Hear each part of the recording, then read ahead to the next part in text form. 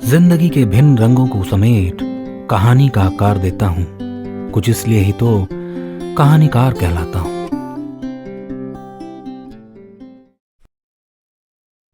मित्रों, हमारी कहानियां सुनने के लिए हमारा चैनल सब्सक्राइब करना और बेल आइकन दबाना ना भूलें। कहानियों के घर में आपका स्वागत है। मैं हूं कहानीकार सुधांशु राय और आज की कहानी का नाम है detective Bumrah and the case of Silverman.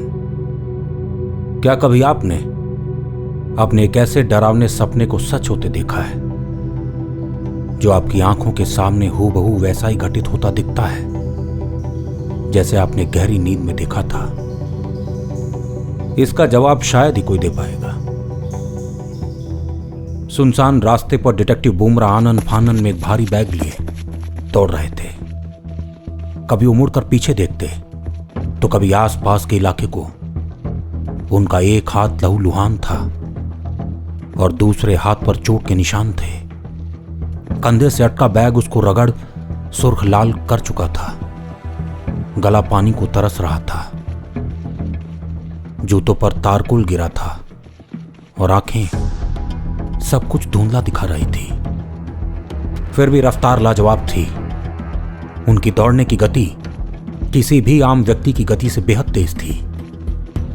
Bumrah की हालत ये बता रही थी कि उनकी ये दौड़ लंबे समय से जारी थी और वो कुछ देर रुक सांसें भर लेना चाहते थे। बंद होती आंखों से उन्हें अपनी दाईं ओर एक घना जंगल दिखा। उनको पता था अगर वो इसी तरह खुले रास्ते दौड़ते रहे तो बच पाना मुश्किल होगा। खुद को संभालते उन्होंने किसी तरह सामने जंगल में घुसने का निर्णय लिया। शायद कुछ लोगों से वो बचकर दूर निकलना चाहते थे, पर जिस रास्ते वो जा रहे थे अंधकार में डूबा था और आगे कुछ भी देख पाना नामुमकिन सा लग रहा था। डिटेक्टिव ने मुस्तैदी से आगे बढ़ना शुरू किया। लंबी झाड़ियों ने बेरहमी से उनका स्वागत किया। उनके बीच से होकर निकलना मतलब कई धारदार औजारों के बीच से निकलना। कभी गर्दन सट से कट जाती, कभी हाथों की उंगलियों से खून रिसने लगता, पर डिटेक्टिव के पास कोई चारा भी न था। वो उनको भेदते हिम्मत से आगे बढ़ते रहे।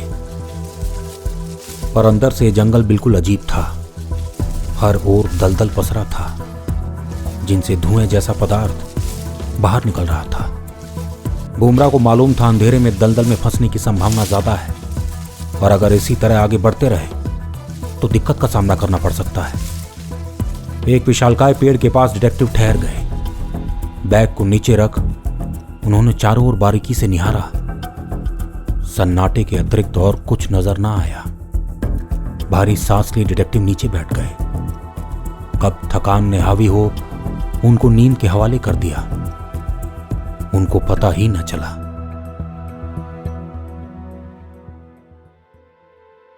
उधर सैम द ट्रायंगल बिल्डिंग के बाहर हर गली को छान डिटेक्टिव की तलाश में लगा था। उसके साथ पुलिस की एक टीम भी डटी थी। पर बुमराह अचानक कहां गायब हो गए इसकी जानकारी किसी को न थी। डॉक्टर शेखावत उस इमारत के भीतर थे जहां वो डिटेक्टिव और सैम एक केस को सॉल्व करने आए थे। पर अब मुद्दा यह था ही नहीं कि केस को कैसे सुलझाया जाए। मुद्दा तो यह था कि बुमराह कहां गायब हो गए। शेखावत इमारत के उस हिस्से में हर कमरे को निहार रहे थे जिनमें डिटेक्टिव गए थे। असल में मैसूर में स्थित इस इमारत जिसको द ट्रायंगल के नाम से जाना जाता था, इसकी एक खास बात थी। इसको मशहूर आर्किटेक्ट विक्रम दीवान ने बनाया था, यह कहकर कि उनकी जिंदगी का यह सबसे बेहतर प्रोजेक्ट है जिसको आने वाली पीढ़ियां याद रखेंगी और इस मुकाम को उनके अलावा और कोई ना छू सकेगा। इसको इस तरह बनाया गया था कि कोई जाता किसी और कमरे के दरवाजे से था और निकलता किसी और दरवाजे से। दोनों कमरे एक दूसरे से बेहद दूर होते थे और उनका तापमान भी अलग हो जाता था। कोई एक गर्म कमरे में घुसता तो निकलता किसी ऐसे कमरे में जहां अजीब ठंड होती। साइंटिस्ट भी इस गुत्थी को सुलझा नहीं पाए थे। उनके मुताबिक ऐसा मुमकिन है ही नहीं और किसी तकनीक का इस्तेमाल कर लोगों को बस बरगलाया जा रहा है। द ट्रायंगल में प्रवेश करने से पहले हर व्यक्ति को कुछ खास नियमों का पालन करना था, जिनमें पाथफाइंडर किट और इमरजेंसी अलार्म को ले जाना अनिवार्य था। साथ ही सबको एक फ्लोरेसेंट ट्यूब भी दी जाती थी ताकि यदि अंधेरा हो तो उनको मार्ग दिख सके। एक बार में 10 से ज्यादा लोग अंदर दाखिल होने मना थे और टूर सिर्फ गाइड की निगरानी में ही होते थे। पहले कुछ दिनों तक तो सब ठीक चलता रहा, पर अचानक अंदर जाने वाले लोग कुछ अजीब चीजें देखने का दावा करने लगे। जब उनसे पूछा गया कि उन्होंने क्या देखा, तो उनका कहना था वो अपने शरीर से अलग चल रहे थे, यानी उनकी आत्मा अलग भ्रमण कर रही थी और शरीर अलग। पहले तो इन बातों को नकार दिया गया, पर जब एक टूर के दौरान दिल्ली से आए 4 स्टूडेंट्स वापस बाहर आए ही नहीं तो सब हैरत में पड़ गए। असल में राजीव, पुलकित, शिवम, अनीश और पुनीत दिल्ली से यहां अपने प्रोजेक्ट पर काम करने आए थे और द ट्रायंगल उनके प्रोजेक्ट का हिस्सा था। वो इसके आर्किटेक्चर पर एक रिपोर्ट तैयार करने आए थे कि आखिर इसको बनाया कैसे गया। जिस रोज वो अंदर आए उनके साथ 5 लोग और गए थे। पुनीत को तो गाइड से झड़प भी हो गई थी। सबको एक लाइन में खड़े होने को कहा गया था, पर पुनीत का फोन आ गया और वो लाइन से हटकर बातें करने लगा।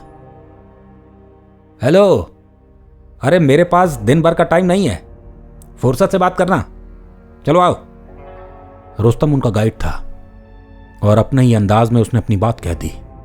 सब 2 मिनट, घर से फोन आया है। पुनीत ने रिक्वेस्ट की। अरे घर से हो या कहीं और से, हम क्या खाली हैं? फोन रखो नहीं तो बाहर निकाल दिए जाओगे। रुस्तम ने अपनी आवाज बढ़ाई। पुनीत को गाइड का ऐसा बर्ताव पसंद नहीं आया। आराम से, तमीज नहीं है क्या बात करने की आपको? दोनों की बहस इतनी आगे बढ़ गई कि हाथापाई की नौबत आ गई।